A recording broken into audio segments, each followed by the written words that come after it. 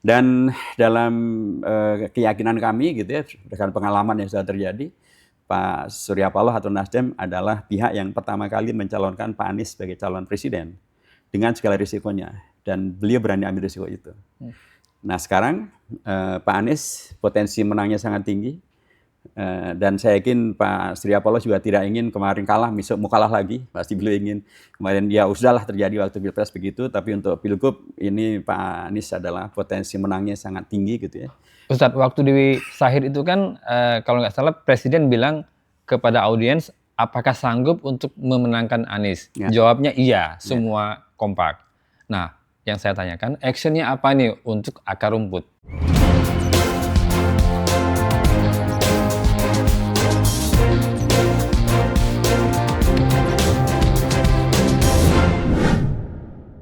Selamat datang di Foy Talk. Mari bicara bersama Foy. Hari ini kami sudah bersama dengan Ustadz Dr. Hidayat Nur Wahid, Wakil Ketua Dewan Syuro Partai Keadilan Sejahtera. Hari ini kami akan bicara tentang hiruk-pikuk Pilkada Jakarta. Kita akan mengulas bagaimana lika-liku yang dilakukan oleh Partai Keadilan Sejahtera menjelang Pilkada. Hari ini sudah bersama dengan Pak Ustadz. Apa kabar Pak Ustadz? Alhamdulillahirrahmanirrahim. Assalamualaikum warahmatullahi wabarakatuh. Ya, waalaikumsalam warahmatullahi wabarakatuh. Terima kasih kita sudah dikasih waktu untuk sedikit bertanya-tanya tentang Pilkada Jakarta. Ya. Ini kayaknya nih sudah action duluan ini kalau kita lihat nih PKS. Ini seperti apa ini menanggapi keriuhan yang terjadi sekarang nih Ustadz? Kalau saya boleh nyebut sih jangan keriuhan, apalagi hiruk pikuk gitu ya. Ya kan nyebutnya pesta demokrasi. Pesta demokrasi kan bukan hiruk pikuk, tapi suatu hal yang nuansanya positif gitu. Apa yang dilakukan oleh PKS dengan pengumuman kemarin di Hotel Sahid oleh Presiden PKS Pak Ahmad Saihu, sesungguhnya ya relatif kalau ukurannya adalah harapan masyarakat, itu agak telat juga. Karena umat nih, warga Jakarta, baik komunitas pemuda, komunitas ibu-ibu, emak-emak, majelis taklim, para ustadz, komunitas para aktivis, mereka sudah menanti-nanti, berharap-harap agar PKS segera mengumumkan calon gubernurnya. Ketika itu nggak segera diumumkan, muncullah bocor alus. Kan, seolah-olah kemudian karena ada deal tertentu, ada tekanan tertentu, atau ada pesanan tertentu, ada sehingga kemudian PKS. Jadi kami sebagai organisasi tetap membasiskan kepada jati diri. Jati diri kita itu adalah partai kader. Nah, partai kader itu sangat mendengarkan pada aspirasi para kadernya. Para kader mendengarkan aspirasi dari rakyat, dari warga, dari umat, dari akar rumput. Dan sejak tanggal 25 Mei tahun 2024, pimpinan PKS di Jakarta sudah mengusulkan kepada DPP PKS untuk mencalonkan atau mencagupkan Pak Anies Baswedan sebagai calon gubernur dan kader PKS yang mendampingi Pak Anies Baswedan. Nah, itu sejak tanggal 25 Mei. Artinya kan sudah lama gitu ya. Baru kemudian oleh DPP PKS atau DPTP PKS, Dewan Pimpinan Tingkat Pusat PKS, diputuskan pada tanggal 20 Juni tahun 2024. Artinya hampir 1 bulan setelah diusulkan. Jadi sesungguhnya apa yang kami lakukan malah oleh banyak pihak dianggap sebagai telat gitu ya. Udah sejak 25 Mei diusulkan, tapi baru kami putuskan tanggal 20 Juni. Nah, kami mengapa memutuskan baru tanggal 20 Juni juga karena kami juga ingin melakukan semacam uji sahih gitu, uji publik. Ini yang diusulkan oleh DPW ini apakah memang merupakan aspirasi masyarakat. Kami juga mempertimbangkan beragam dinamika yang terjadi terkait dengan pencalonan. Banyak partai sudah menyebut beragam nama gitu ya. Dan terutama kemudian kami sangat terinspirasi atau sangat terapresiasi dengan apa yang dilakukan oleh komunitas non-muslim malah.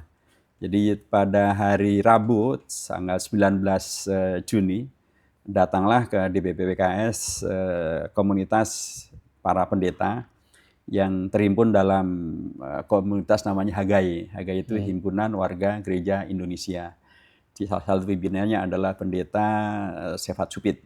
Mereka datang menemui Presiden PKS dan menyampaikan aspirasi mereka, warga gereja yang senang dan berharap agar PKS mencalonkan kembali Pak Anies Baswedan sebagai calon gubernur.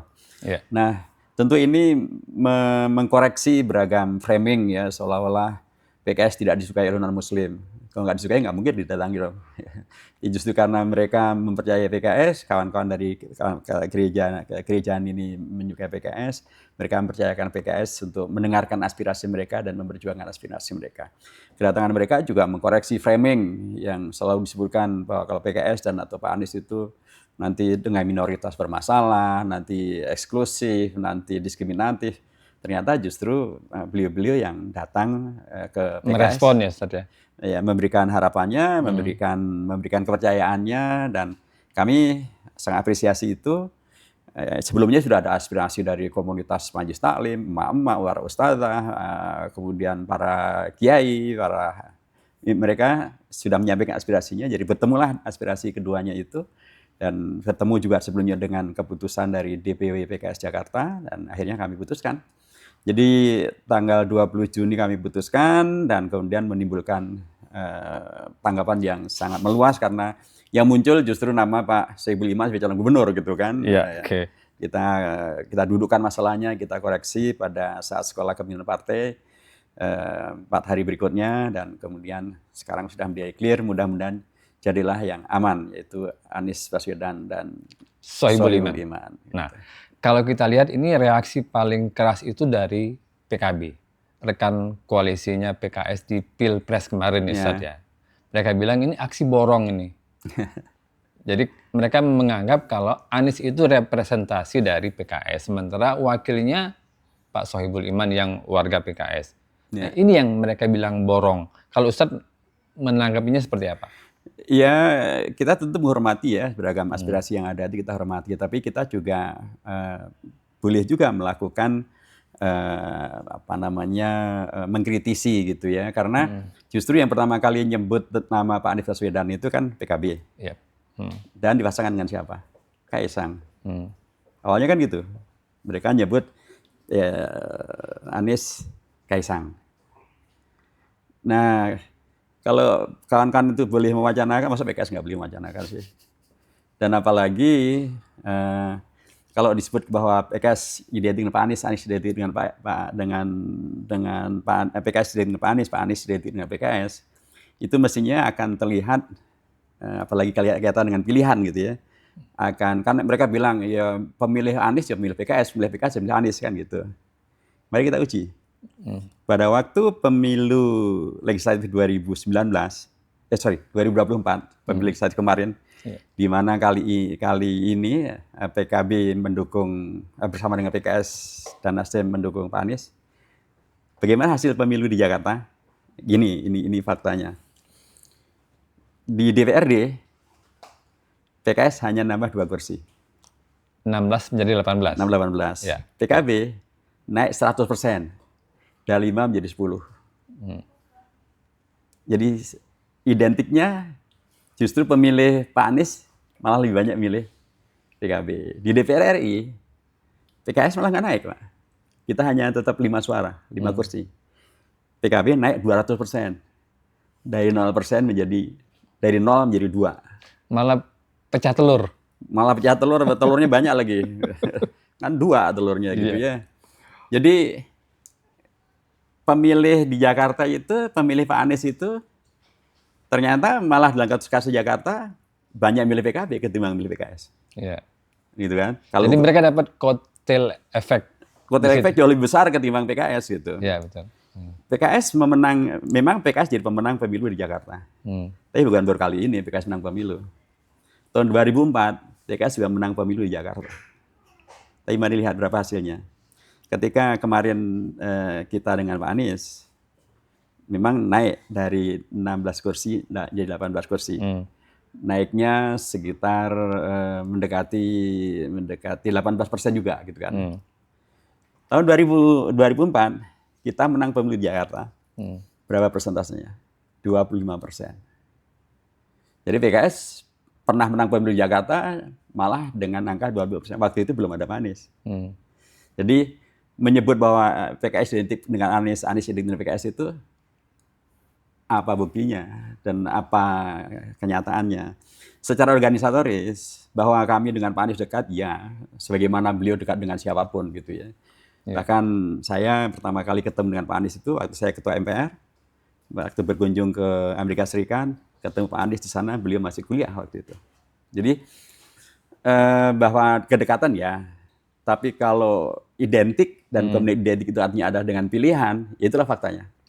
Yang dikatakan pemilih Anies adalah pemilih PKS, ternyata pemilih Anies malah lebih banyak yang menjadikan PKB mendapatkan kursi lebih banyak daripada PKS. Di DPR mereka nambah 2 kursi, PKS nggak nambah sama sekali. Di DPRD mereka nambah dari 5 jadi 10, PKS hanya nambah 2 dari 16 menjadi 18. Jadi sekali lagi menurut saya itu bagian dari dinamika yang sedang terjadi. Ya, saya berharap bahwa pada akhirnya kita akan menjadi rasional gitu ya.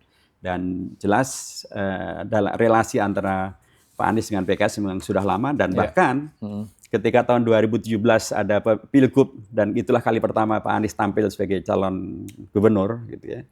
Itu PKS sudah berkorban loh. Dengan menarik kadernya yang bernama Pak Mardhani Alisera. PKS menarik kadernya supaya Pak Anies bisa maju, bisa masuk dalam bursa pencalonan Cagup dan Cawagup. Dan dari situlah kemudian beliau menang sebagai gubernur. Dan dari gubernur beliau nanti jadi capres. Dari capres sekarang akan menjadi calon gubernur lagi. Dan yang menandatangani penarikan Pak Mardhani dan memasukkan Pak Anies sebagai calon yang didukung oleh PKS adalah Pak Sohibul Iman.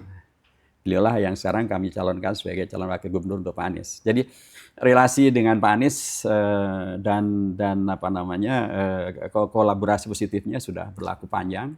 Sehingga ini bukan masalah borongan. Ini masalah chemistry dan ini masalah kualitas daripada calon yang diajukan gitu ya. Dan kalau tadi saya sebutkan bahwa kader yang PKS itu adalah ya kader PKS dan hal ini adalah Pak Sohibul Iman. Nah, maka agar tidak semuanya adalah PKS, karena memang Pak Anies tidak identik dengan PKS bila diukurannya ada hasil pemilu 2024, maka PKB punya kesempatan. Ambil aja Pak Anies menjadi kadernya PKB. Atau Pak Anies menjadi telah pimpinan PKB. Dulu kan PKB juga bisa menerima untuk menjadi wakil ketua umum dari luar komunitas PKB. Ini akan membuktikan tentang pluralitas dan atau kemajemukan yang dihidupi oleh PKB. PKB kan sering disebut sebagai mengayomi komunitas Islam tradisional gitu ya.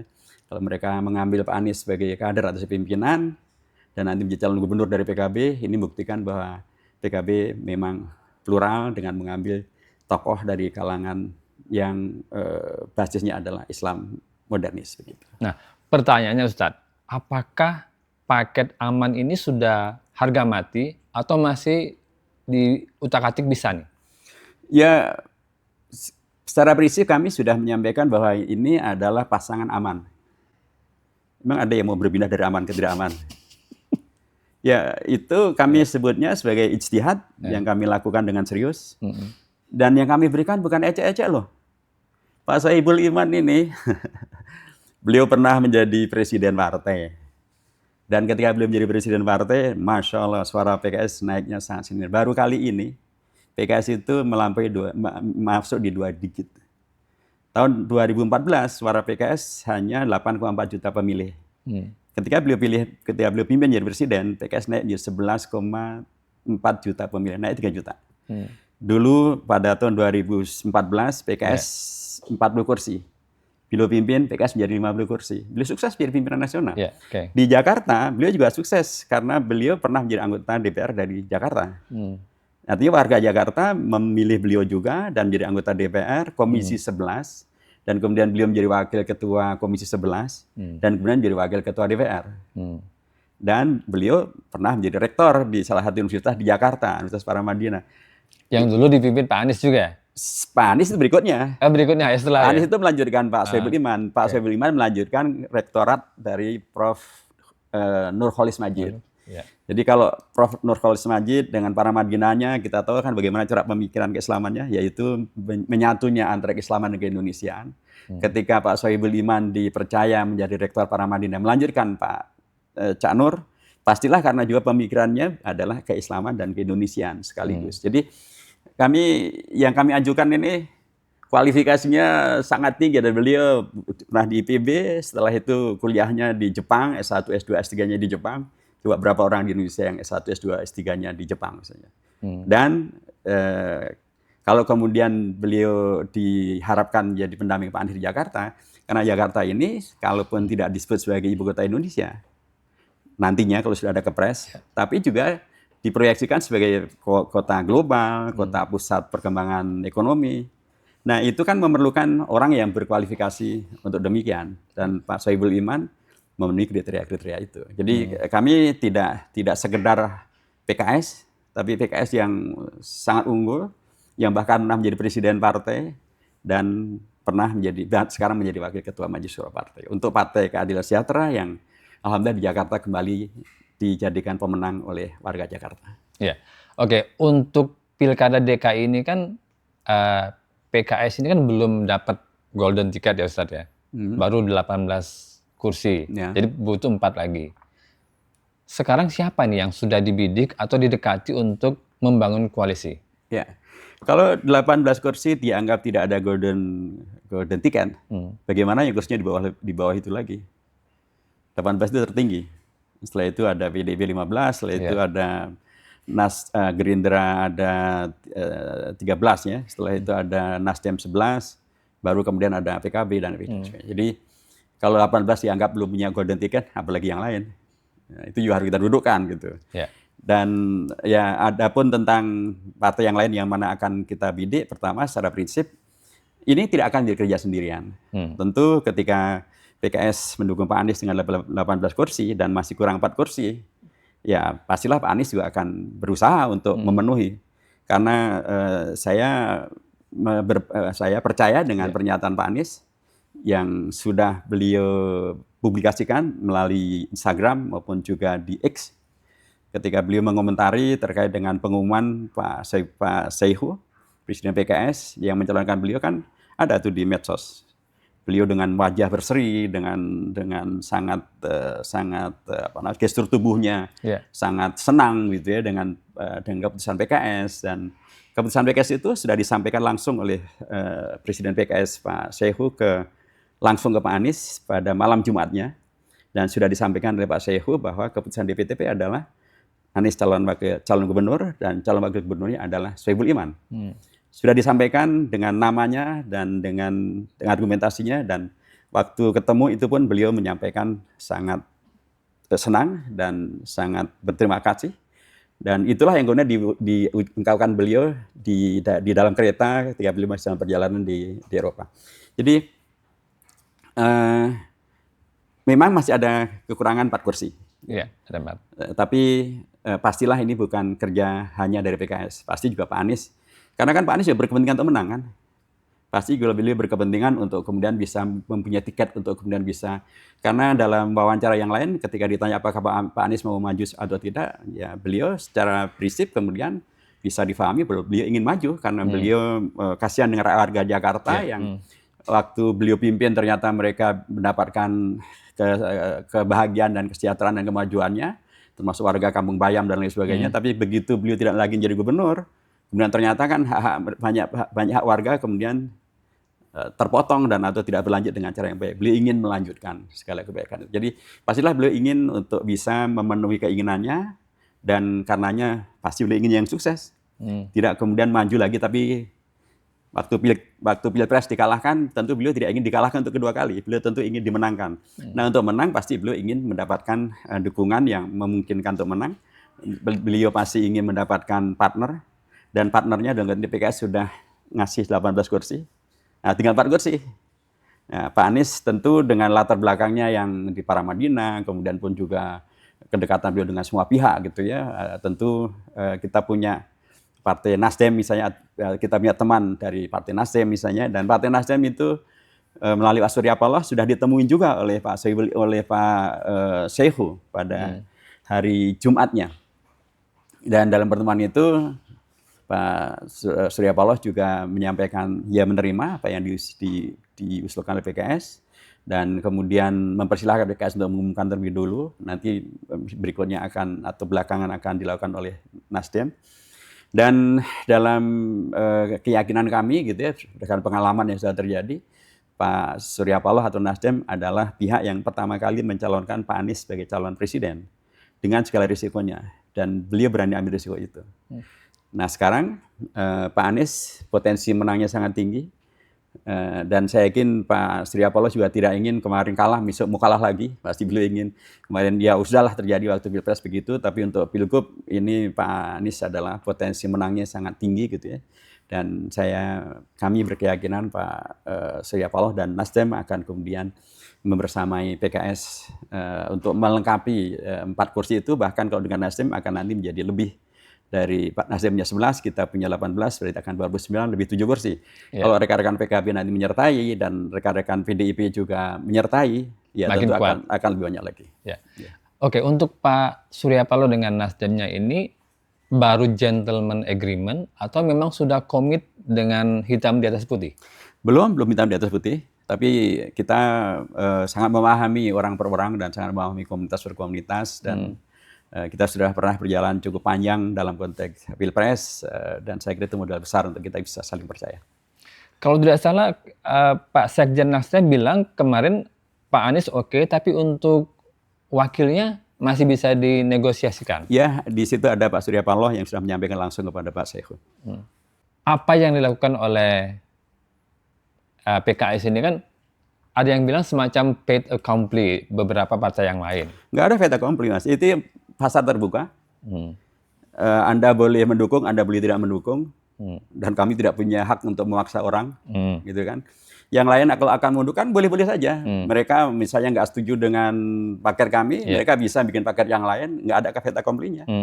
Dan apalagi Pak Anies juga dalam tanda kutip pastilah beliau juga mempertimbangkan mana yang lebih rasional untuk bisa dimenangkan. Jadi nggak perlu meng-fait accompli PKS dan juga tidak perlu merasa di fait accompli. Ini adalah pilihan terbuka. Kalau Anda nyaman ya alhamdulillah. Kalau Anda punya pilihan yang lain ya kami tidak bisa maksa. Tapi yang jelas semua orang pasti ingin menang. Ya, pasti. Dan yang kami ajukan itu lagi-lagi bukan kandidat dan atau pasangan acak-acak. Ustadz, kalau kita lihat realitas seperti itu, Pak Sohibul Iman ini, kenapa PKS tidak pede untuk mengusung dia sebagai calon gubernur, bukan wakil gubernur?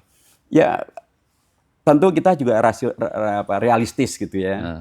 Jelas sekali Pak Anies elektabilitasnya sangat tinggi.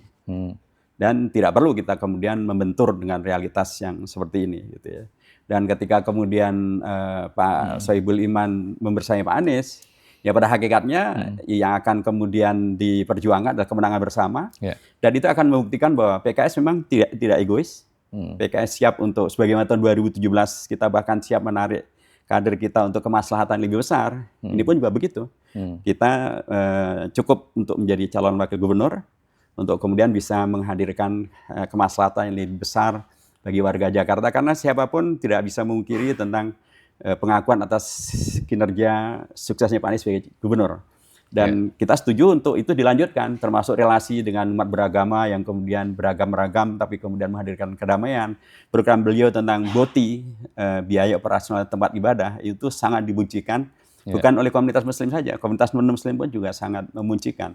Dan kami sangat setuju dengan pola kebijakan semacam ini, di mana kita ingin membuktikan bahwa kita, Partai Islam, itu sesungguhnya memang juga mengayomi, memberikan manfaat, maslahat kepada seluruh umat beragama manapun. Dan Pak Anies sudah memulainya dengan BOTI. Sekalipun itu juga program yang kami kawal, maksudnya kami mengawal agar program ini bisa berjalan. Dan alhamdulillah bahkan kami mendapat informasi dari beberapa pendeta di Sulawesi Utara sangat iri dengan Jakarta, karena di Jakarta bahkan mendapatkan program operasional tempat ibadah termasuk untuk gereja-gereja, sekalipun dari gubernur yang adalah seorang muslim yang didukung oleh PKS. Jadi kami menginginkan agar program yang baik ini berlanjut, dan memang tidak bisa dipungkiri dari sisi elektabilitas Pak Anies masih jauh lebih tinggi daripada yang lain. Jadi memang rasionalnya PKS itu mendukung Anies Baswedan dan dipasangkan dengan Pak Sohibul Iman. Ya, karena rasionalnya juga pemenang pemilu di daerah di mana dia berada, wajar juga untuk menjadi pemimpin. kan begitu. Dan apalagi suara akar rumput itu memang mereka juga menuntut. Mereka tidak ingin terulang tahun 2017. Tahun 2017 itu memang PKS bukan pemenang nomor 1, pemenang nomor 3.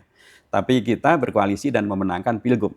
Tapi kita nggak dapat, gubernurnya bukan dari PKS, wakil gubernurnya bukan dari PKS. Ketika wakil gubernur yaitu Pak Sandi kemudian jadi cawapres, kan dijanjikan itu bahwa wakil gubernurnya untuk PKS. Ternyata tidak untuk PKS juga gitu. Nah, kita tidak ingin pengalaman itu terulang kembali. Karenanya kita ingin pastikan kader PKS yang terbaik dengan track record yang sangat bagus dan relasi dengan Pak Anies juga sangat bagus dan menyongsong tentang Jakarta ke depan yang kota global juga sangat bagus. Pak Soebul Iman itu yang kami majukan. Tadi kan sudah disounding harapan yang akan dititipkan kepada calon yang diusung. Ya. Apalagi yang ingin dititipkan, program apa atau pointers apa ini untuk calon ini? Jadi tentu kan Jakarta ke depan tidak lagi sepenuhnya seperti Jakarta yang dulu. Bayang-bayang tentang tidak lagi menjadi ibu kota negara, sekalipun saya sih berkeyakinan sampai minimal 30 tahun ke depan gitu, Jakarta masih ibu kota Indonesia. Karena untuk memindahkan Jakarta menjadi bukan ibu kota dan ibu kota dipindahkan Nusantara sesuai dengan undang-undang tentang IKN maupun daerah khusus Jakarta, itu memerlukan adanya kepres yang ditandai oleh Presiden. Dan sampai hari ini belum ada kepres tersebut. Nanti pun pelantikan Presiden Pak Prabowo akan ada di Jakarta. Dan itu artinya Jakarta masih ibu kota Indonesia. Dan kayaknya sampai 5 tahun ke depan, 10 tahun ke depan masih belum selesai itu. Jadi Jakarta tetap menjadi ibu kota Indonesia. Sekalipun kemudian disebut Jakarta akan menjadi ibu kota pusat perkembangan ekonomi, kota global. Karenanya yang kita titipkan tentu juga adalah bagaimana agar pemimpin kita ini yang dalam hal ini adalah Pak Anies dan Pak Soebul Iman, dua tokoh yang sudah lama berada di luar negeri, belajar di luar negeri, dan kemudian menyerap keunggulan-keunggulan dari dunia global yang juga Amerika maupun juga Eropa maupun Jepang, itu kemudian nanti bisa betul-betul memberikan asas yang kuat bagi pembangunan Jakarta yang menjadi kota global tersebut. Karena tidak mungkin kita kemudian membayang-bayangkan tentang suatu hal yang sangat luar biasa complicated gitu ya. Sementara orangnya, pemimpinnya belum pernah terlibat dengan hal-hal yang complicated semacam ini. Nah, tentu sekali lagi harapan kami, saya kira adalah harapan yang rasional, harapan yang tapi tentu saja juga kita berharap bahwa Indonesia yang sekarang ini dalam banyak kasus sedang terjadi kondisi yang darurat gitu ya, itu nanti bisa terkoreksi dari sekalipun ya Jakarta hanya bagian dari 38 provinsi yang ada di Indonesia, tapi kalau Jakartanya menampilkan sebagai kawasan yang tidak darurat, kawasan yang kemudian menghadirkan maslahat, tentu itu akan juga menyemangati para bangsa Indonesia untuk keluar dari kondisi kedaruratannya tersebut. Ya, kalau kita bicara Jakarta itu kan ada dua hal yang akut dan belum selesai dengan tuntas ya Ustadz ya. Pertama soal banjir, kedua soal kemacetan. Nah ini apa pesan khusus untuk mereka? Ya, Jakarta dalam konteks daerah khusus Jakarta, itu kan nanti kemudian disebut sebagai kota aglomerasi. Ya kan Jakarta bukan hanya sendirian, dia akan terkait dengan Bogor, dengan Depok, dengan Bekasi, dengan Tangerang, bahkan dengan Cianjur. Nah, kalau itu kemudian bisa dikelola dengan sungguh-sungguh dan bertanggung jawab, solusi itu kemudian dengan sendirinya akan hadir, karena kan macet itu kan datangnya umumnya malah juga datang dari luar Jakarta. Banjir juga datangnya dari luar Jakarta. Nah, kalau ini kemudian aglomerasi tadi bisa dikelola dengan cara yang konstruktif, maka insya Allah berarti solusi untuk Jakarta menjadi terbuka lebar. Hadirnya Pak Anies Soebul Iman itu bukan untuk menjadi antitesa terhadap pemerintahan terpilih atau pada Pak Prabowo. Karena akhirnya Pak Prabowo juga yang dulu mencalonkan Pak Anies bersama dengan PKS dan kemudian menangkan Pak Anies. Jadi Pak Anies bisa menjadi bagian dari yang mensukseskan pembangunan pada era Pak Prabowo dengan menghadirkan Jakarta aglomerasi dan kemudian menghadirkan solusi tersebut. Nah, bila kemudian cara pandang kita adalah cara pandang yang tidak dikotomis, karena memang PKS juga 2 periode mencalonkan Pak Prabowo gitu kan. Kalaupun nanti termasuk Pak Soebul Iman tuh dulu temannya Pak Prabowo dalam hal memperjuangkan Pak Anies sebagai calon gubernur tahun 2017 gitu ya. Dan Pak Soebul Iman juga yang dulu menandatangani pendukungan PKS untuk pencapresan Pak Prabowo pada pemilu tahun 2019. Jadi kalaupun nanti Pak Anies dan Pak Soebul Iman sebagai gubernur dan wakil gubernur, nah mudah-mudahan relasinya Pak Prabowo, ya relasi ya bahwa kita pernah berteman dalam artian yang konstruktif, sehingga orientasinya mestinya tidak dalam posisi antagonistik dan atau posisi yang harus berseberangan. Tapi bagaimana kita kemudian bersinergi untuk membangun bangsa dan negara sesuai dengan program-program yang ada, sesuai juga dengan tentu karena belum ada GBHN atau PPHN, maka ya tentu sesuai dengan rancangan undang-undang tentang rencana pembangunan jangka menengah dan jangka panjang. Ustadz, waktu di Sahid itu kan kalau nggak salah Presiden bilang kepada audiens, apakah sanggup untuk memenangkan Anies? Ya. Jawabnya iya, semua kompak. Nah, yang saya tanyakan, actionnya apa nih untuk akar rumput? Tadi ya masih sangat jauh seperti yang disampaikan. Tapi tentu saja di akar rumput, gini, PKS itu sesungguhnya kerja politiknya bukan sekedar menjelang pilkada, menjelang pemilu, dan atau untuk event tertentu lah, misalnya pilkada, pemilu, pilpres. Tapi dia kerja sepanjang waktu, dan ketika kerja sepanjang waktu, aktivitas sepanjang waktu, itu kan menjaga kepercayaan publik.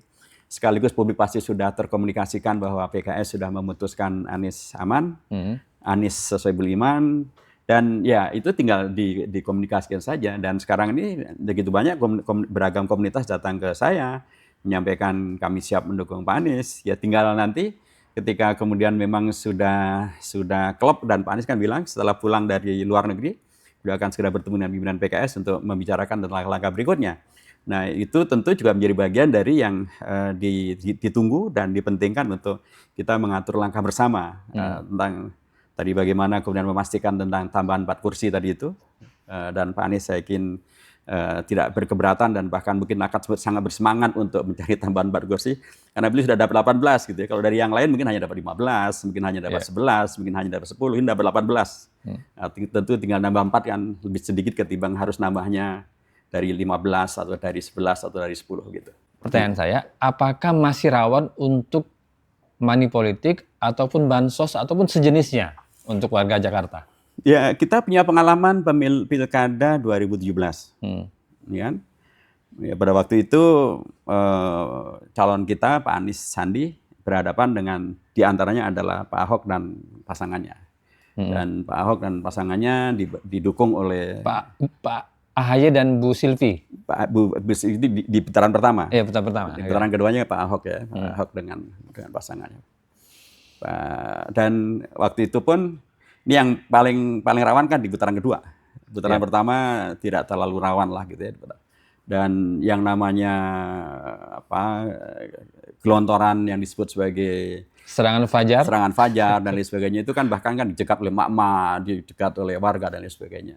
Itu juga terjadi dan nyatanya warga memenangkan Pak Anies. Gitu kan. Jadi warga Jakarta itu memang kritis. Warga Jakarta itu secara ekonomi lebih baik daripada warga di luar Jakarta. Warga Jakarta juga dalam tanda kutip jiwa rasional gitu ya. Maka ketika kemarin pada waktu pemilu Pilpres dan Pileg 2024 ada yang disebut dengan gelontoran bansos dan lain sebagainya. Sampai KPK pun bersuara kan. Dan KPK menyampaikan agar menjelang pilkada nanti tidak ada gelontoran bansos. Nah, kami percaya warga Jakarta dan apalagi dulu mereka belum mengenal Pak Anies dalam konteks kinerja sebagai gubernur kan. Itu pun mereka bisa mengalahkan money politik. Apalagi sekarang mereka sudah mengenal Pak Anies dan kinerjanya sebagai gubernur. Gitu. Dan pada waktu Pilpres kemarin pun juga Pak Anies dalam konteks suara provinsi, suara Jakarta, itu kan beliau hanya kalah sekitar 40.000 dari suara untuk Pak Prabowo. Suara untuk Pak Prabowo Gibran itu di Jakarta mereka mendapatkan 400.000 suara sekian. Pak Anies mendapatkan suara 125.000 atau 100.000 sekian. Selisihnya 300.000 untuk di tingkat Jakarta, ya, di tingkat Jakarta. Ya, jadi hasil Pilpres 2024 itu suara untuk Pak Anies dan Pak Prabowo itu selisihnya tidak jauh. Ya. Jadi suara Pak Anies dan Pak Muhaimin itu 2.650.000 suara. Untuk Pak Prabowo Gibran 2.900.000 sekian. Jadi selisihnya sekitar 40.000 suara. Ya. Tapi ternyata suara itu kalau kita detailkan, ternyata perolehan suara Pak Anies dan Pak Prabowo untuk Dapil Jakarta itu ternyata kalau untuk di Jakarta ini Pak Anies mendapatkan 125.000 suara. Sementara Pak Prabowo Gibran mendapatkan 400 sekian ribu suara. Jadi selisihnya hampir sekitar 300.000 suara. Artinya kalau suara luar negeri dikeluarkan dari suara untuk Pak Anies dan Pak Prabowo, maka 300.000 suara itu dikeluarkan dari hasil Pilpres di Jakarta. Padahal tadi selisihnya hanya 40.000 saja. Jadi kalau 300.000 dikeluarkan, maka yang menang justru Pak Anies. Karena suara luar negeri itu kan maksudnya ke Jakarta. Jadi kalau suara luar negeri itu tidak dimasukkan ke Jakarta, maka suara itu lebih banyak untuk Pak Anies ketimbang untuk Pak Prabowo. Jadi saya ingin mengatakan bahwa dari sisi ini saja menegaskan bahwa sebenarnya warga Jakarta masih menangkan Pak Anies.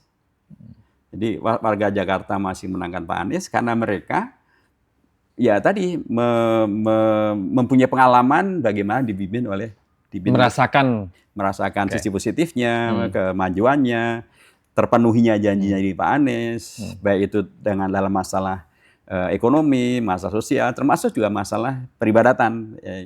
Banyak komunitas non-muslim bahkan mengapresiasi Pak Anies karena baru pada zaman Pak Anies lah beragam IMB untuk gereja diberikan. Pada zaman Pak Anies lah komunitas Hindu mendapatkan tempat peribadatan mereka, bahkan tempat krematorium atau ngaben untuk jenazah mereka. Jadi dengan demikian maka yang namanya money politik itu gelontoran bansos dan lain sebagainya, insya Allah yang akan melakukannya mikir 2 kali gitu. Ngapain juga menggelontorkan kalau akan kalah lagi gitu.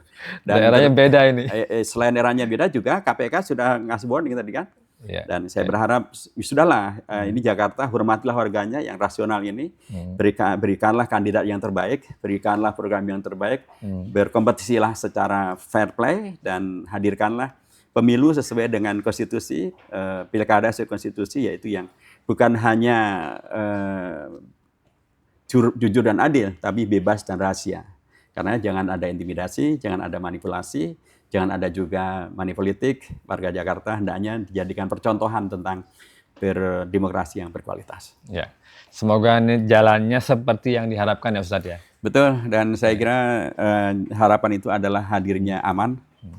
Dan saya yakin bukan hanya warga Jakarta, seluruhnya warga Indonesia dan seluruh dunia ingin yang aman dan tidak mau mengganti yang aman dengan yang tidak aman. Ya, kita tunggu action berikutnya nih, yang namanya politik kan tidak ada yang statis ya Ustadz ya? Tidak ada yang statis, tapi juga banyak yang rasional. Siap.